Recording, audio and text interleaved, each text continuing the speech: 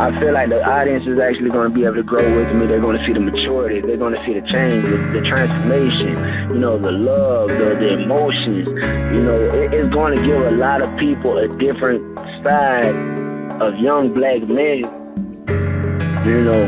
that they probably never would have seen, and I love this show because of that, because it actually exploits those feelings. It actually exploits those emotions and gestures that actually occur in a young man's life.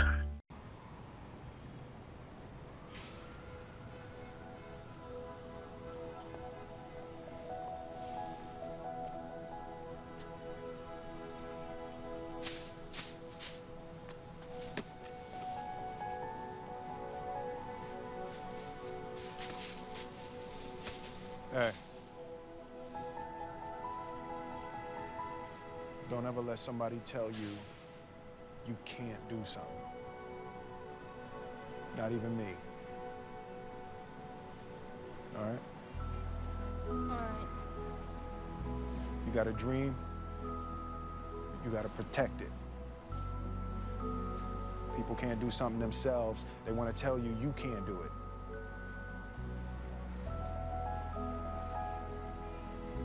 You want something, go get it. Period.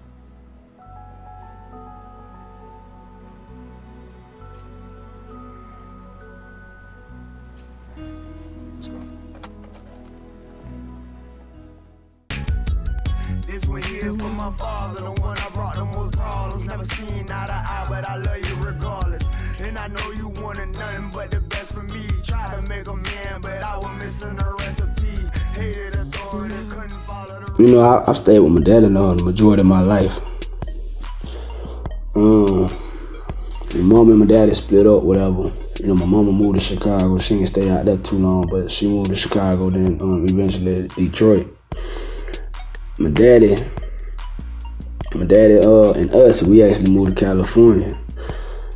And, throughout the time that we was in California, we was all over California. Plus, I did a little extra moving because my mother actually moved out there at one point in time to be close to us, and I ended up moving with her. So, I ended up doing extra moving on top of that, then moving back with my daddy, her moving back to Detroit, me moving out of, a couple cities south or whatever, and stay with a homeboy of mine. So, we been all over the place in Cali. But, coming up, me and my dad ain't really have a relationship like that. We really ain't. I know he loved us. I know he loved us very dearly.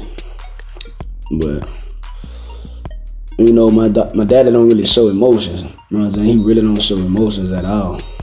I'm sure he's an emotional person, but he doesn't show it.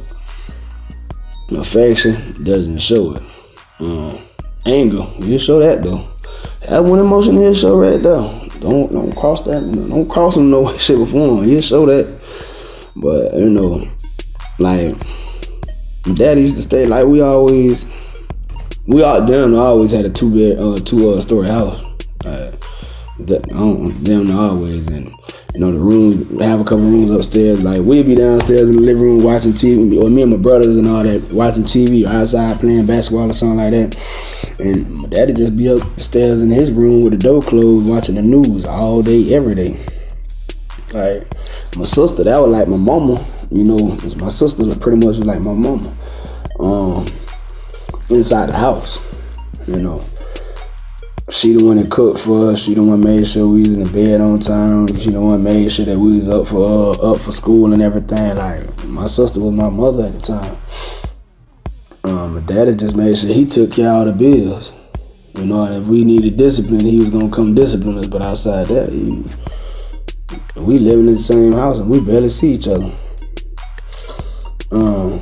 Now from time to time, he'll probably take us out to go grab some ice cream, or may take us to the park, throw the football around with us, or come, shoot a couple hoops with us.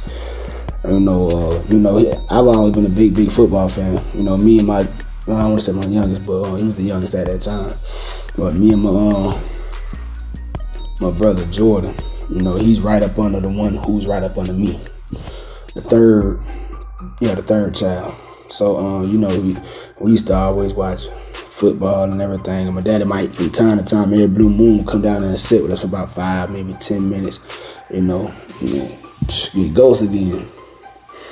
But like I say, for the most part, we didn't really have a relationship at all till it was time to be daddy and come discipline somebody, you know. And it pretty much, it kept going up until like, it kept going up until, that relationship, you know, pretty much stayed the same. Even as I like left and went and did my own thing, you know. Like when I moved back to Florida, it was to a point where he's not the type that's gonna call you and check in on you, talk to you, how you doing, everything going all right for you, miss you, none of that. You know what I'm saying? None of that. And my sister actually left before me, a couple years before me. You know, and everybody always kind of felt like, oh, they beefing and this and that or whatever. And it was like never no thing. Me and my sister, we got a real good understanding on time, but it was never no thing where like they were beefing. It's just I had to see it for myself. When you leave this man's household, I don't want to say you dead to him, but he's not gonna call you. He's not gonna reach out to you. So if you don't reach out to him, y'all will go years without speaking. You know, ain't no beef thing. And he really wasn't doing nothing. So as I'm older now and I'm, you know, out of his household and everything, and again, he on the West Coast, I'm, you know, East Coast. So,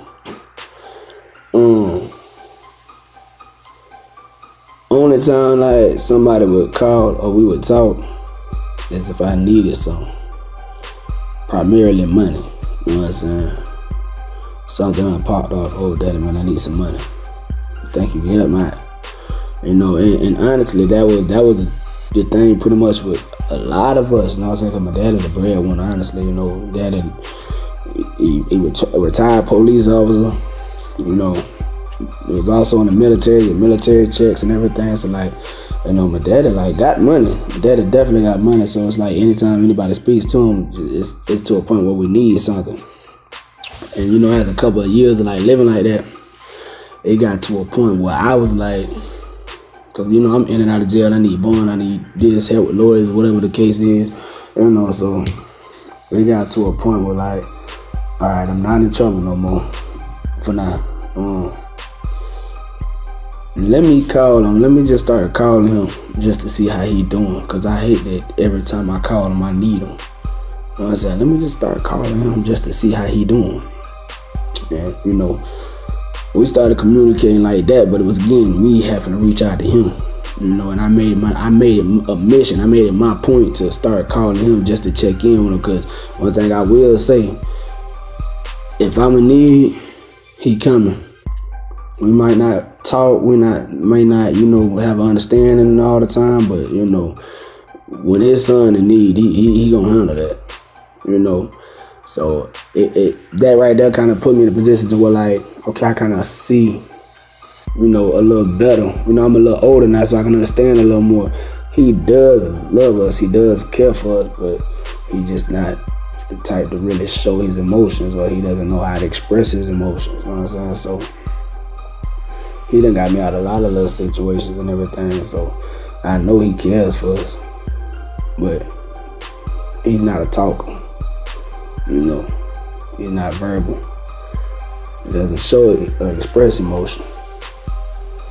So, you know, it just got to a point where I started calling him. You know, and actually we've been a lot better. You know, with all my trials and tribulations, me and him have actually, like, got a little closer, got a little tighter, you know. And again, I call him just to see how he doing. He ain't got to call me, even if he don't call me. You know, so I'm still make sure I call him. Because when I call him, when we talk, we have good little conversations. Elevation Nation Media Group, an entertainment agent for media coverage and access. We create and produce inspired development video and audio content, such as films, short films, documentaries, talk shows, transformational reality shows, radio shows, podcasts, PSAs, commercials, video profiles, and video resumes.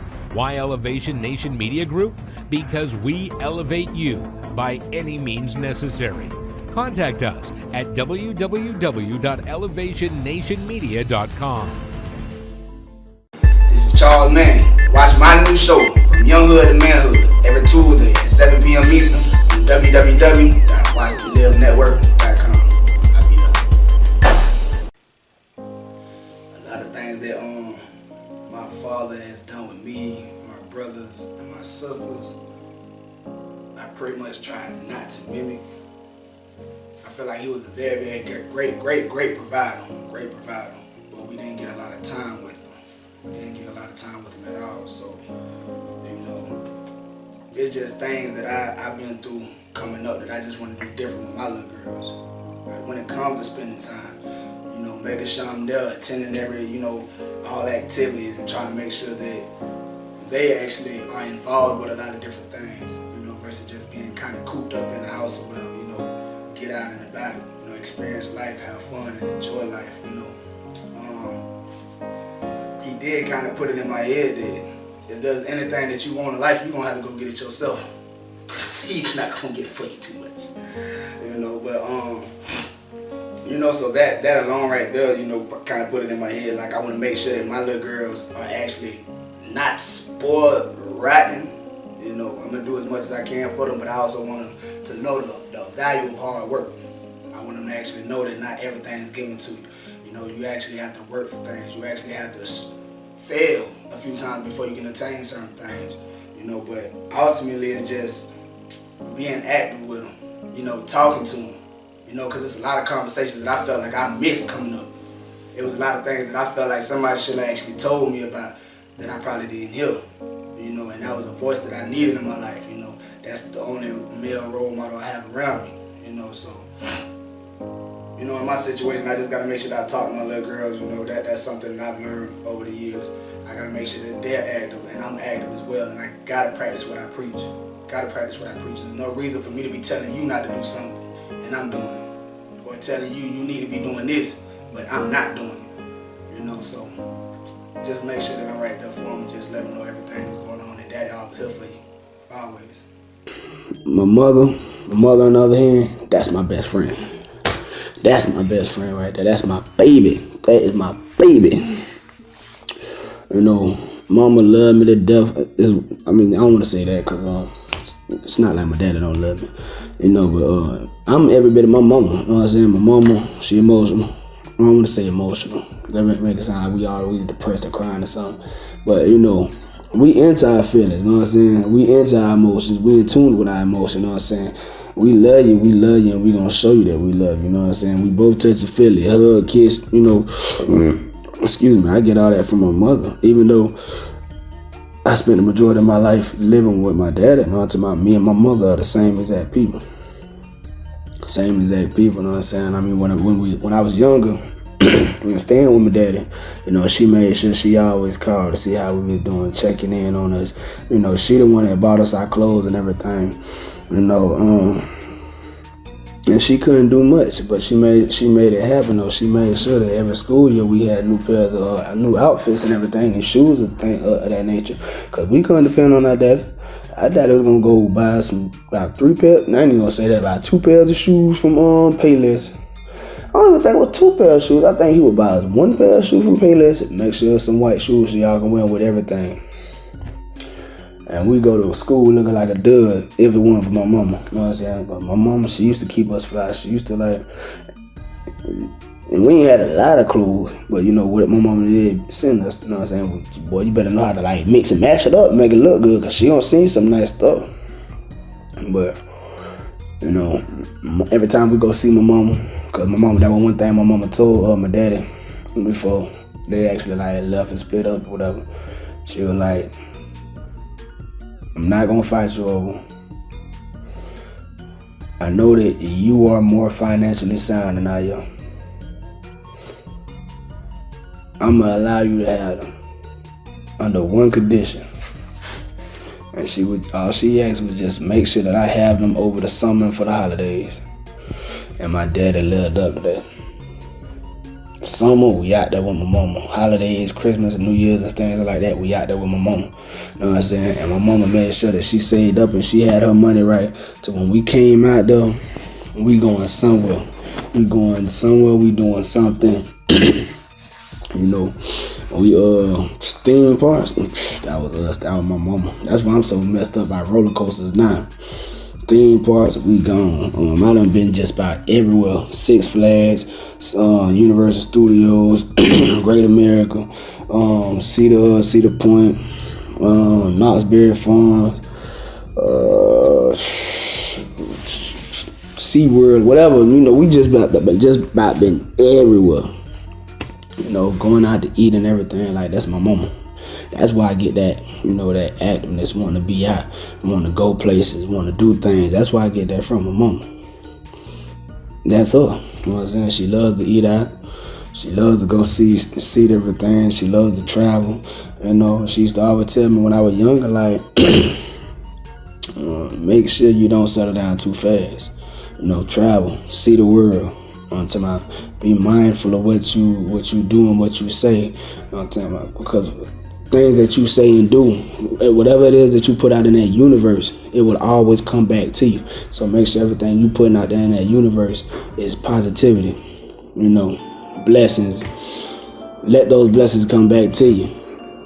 You ain't gotta wait and look for them, you know what I'm talking about, but eventually they will come back to you. You know what I'm saying? And that's something that I want to make sure that I you know, talk to my children about it. You know, I want to instill those same values that my mother instilled in us. You know, enjoy life, have fun. You know, whatever it is that you want to do, make sure that you do everything. You know, like you sit down, you study it, you make a map, your guidelines, your timelines, and you pursue it.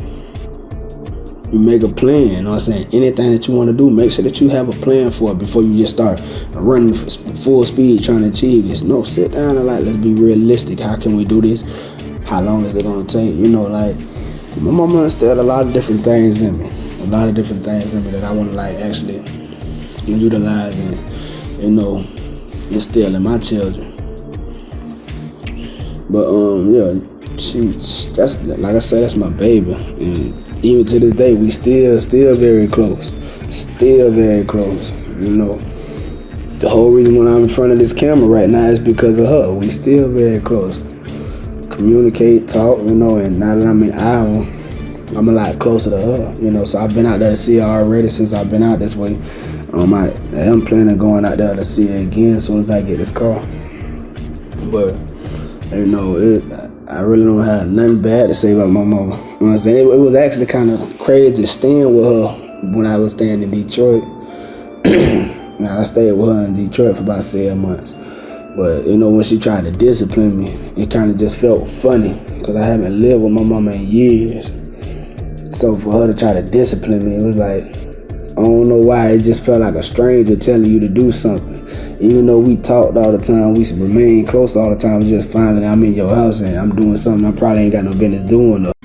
YungHood Inc., an innovative, navigational, and creative company that works with its clients from the inside out. We believe in walking our clients hand in hand, from concept creation to brand management. Our innovative process assists our clients in conceptualizing, developing, building, rebuilding, or restructuring their lives, businesses, and brands. Are you ready to be seen, heard, and remembered? Contact us at YungHoodInc.com. I know in a lot of different situations, I've actually witnessed good fathers being kept away from their children. And a lot of times it's usually because the mother may be bitter, the relationship probably ended and not on their terms. It may be a situation where the father is probably dealing with a new individual and jealousy may come into play. I don't really know why some of the things happen nowadays, but they're doing is just something that a lot of fathers are battling right now. And I am one of them. I'm definitely one of them. You know, there's been plenty of times where my kids are forced to move from city to city, state to state, because their mother is not in the place that she wants to be in life right now. And with me actually being in a space where I can do for them and trying to get them to come up here, just the kids initially, and being denied that. And then they move from another place because they still can't get it together. And then me offering for all three of y'all to come up here, the kids and plus the mother, so I can actually better take care of all of you, help you go to school so you can better help me take care of the children. And still being denied on several occasions, like, to me, I really don't understand it. I'm still trying to figure out what's the logical why, you know, I'm being pushed away, or why is it I'm being, you know, why is it help is being refused when it's so genuine. It's just been many situations where I've actually tried to get around and tried to do this, and I've had injunctions put on me. I've actually had to go to court, hire me a lawyer to get an injunction lifted off. Actually, when we went in there for the trial proceedings, or the hearing, whatever you may want to call it. But when we actually went in there, the judge initially asked, do you want to, is this just a temporary injunction, or are you looking to actually have this indefinitely? Her words were, I need this injunction indefinitely. So I've actually had to fight to see my children again. I went probably about, I think it might have been 2 to 3 months without seeing my oldest at the time. My youngest wasn't born. But in order to see my oldest, I actually had to battle and, you know, go back and forth in front of courts for 3 months before actually getting an injunction lifted. And after that little situation, I honestly thought that we were making headroom, but then it just went sideways again. And it's just a lot to deal with. It's a whole lot to deal with, because the type of father I am and the love that I have for my children, you know, I want to be able to, you know, enjoy them growing up. I want to, you know, I want to hear about the accolades that they get in school, you know, the activities that they get involved in. I've been trying to get my oldest into swimming for the last maybe 2 years. But again, with, you know, their mother's situation right now, they can't stay stable, so it's like it's kind of just falling on deaf ears or not being taken seriously at all. So, you know, it's kind of hurting me, because the only company that my children have is the company of their mother and their grandmother. They don't really get to interact with kids. They don't get to interact with their father. You know, it's just pretty much them for them. And again, with them moving from place to place, and versus you actually coming up here to stay with me and allowing me to help you, to me it just doesn't make any sense. But you know, I'm trying my hardest to, you know, stay tough and stay positive about the situation and do what it is that I need to do legally to actually get it where I need to be, because there's just too much going on.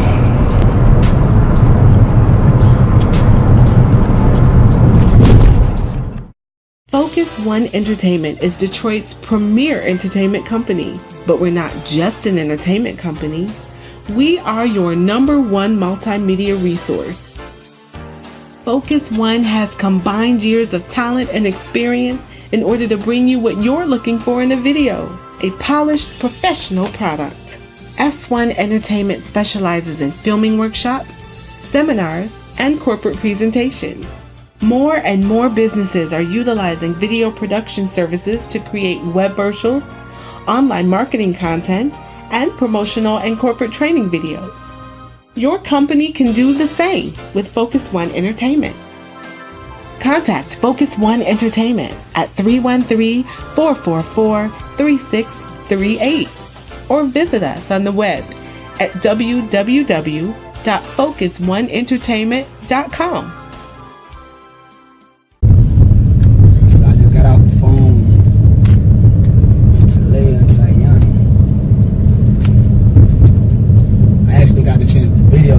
Just trying something with my phone, but we've been had a little video chat button on it, but for some reason it never worked out the way we wanted it to. Today it did. So I actually got to see their face, talk to them, and it's so much different from just actually talking to them over the phone than actually speaking and being able to see them. You know, I actually got to see them laugh. I actually got to see them smile. You know, we had a good little time playing around, you know.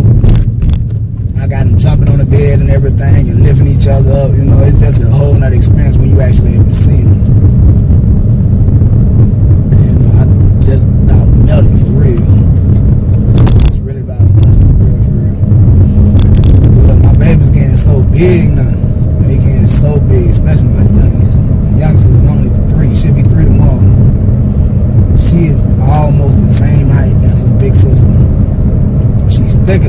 sister.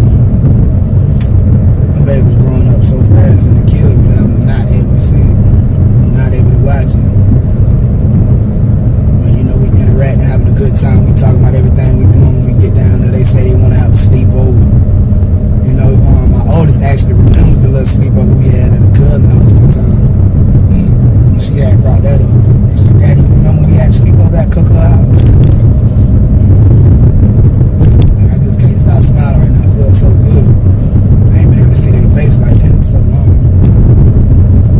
Join them. I got 4 more weeks. We'll be done. 4 more weeks.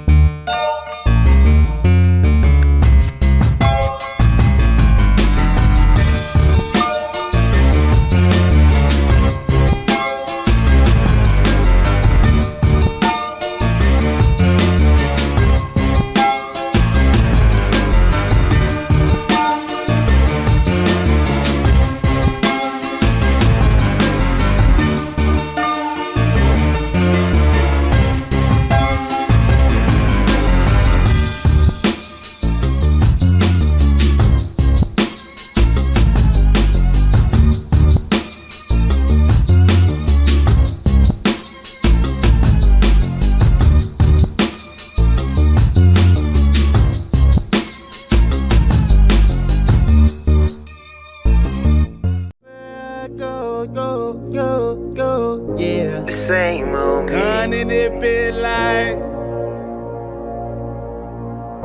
the way it's gonna be. if I'm wrong, then forgive me, but it's best you let me know. Keep my head to the sky, my emotions unexposed.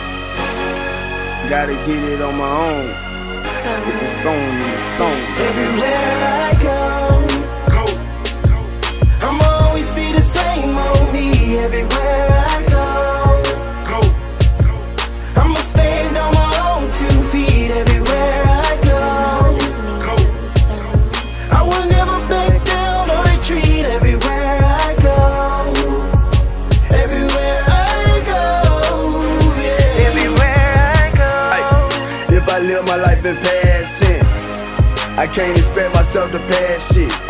Participate in drugs, be in traffic.